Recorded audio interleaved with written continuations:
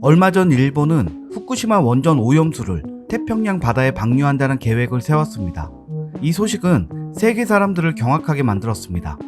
10년 전 원전 사고 이후 일본의 수산물을 먹지도 않고 일본 여행도 자제하고 있는데 언제나처럼 일본은 다 썩은 속을 감춘 채 겉으로만 가식을 떨고 있습니다. 안전하다며 후쿠시마 생산 과일이나 생선을 먹는 방송을 내보내고 다른 나라에도 수출하려고 애쓰는 중입니다. 하지만 환경 문제에 관심이 많은 해외에서는 이미 일본의 이 같은 일들이 많은 비난을 받고 있으며 더 나아가서는 일본 사람들에게도 거부감이 생기게 되었습니다. 그래서 외국을 여행하는 일본인들은 본인들이 일본인이라고 얘기했을 때 외국인들의 불편해하는 모습을 종종 볼 수 있습니다. 일본은 과거 선진국이라고 불릴 때가 있었으며 전자제품 등은 일본 제품이 최고라고 인식되었던 적도 있었습니다.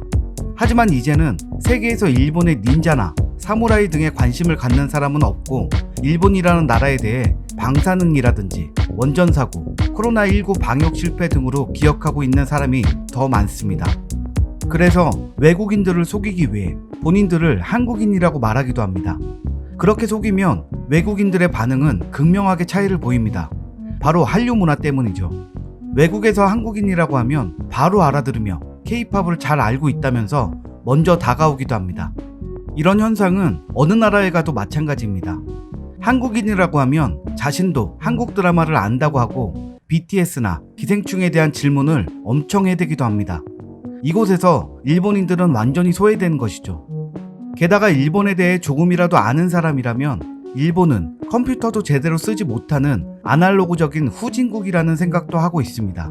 한때는 전자왕국이라 불렸던 일본이 이제는 일본 제품을 알아보는 사람도 없고 세계 어디에서나 한국 제품과 상표를 알고 있으며 세계 최고의 브랜드로 인정을 받고 있으니 일본은 아마도 샘나서 미칠 지경일 겁니다.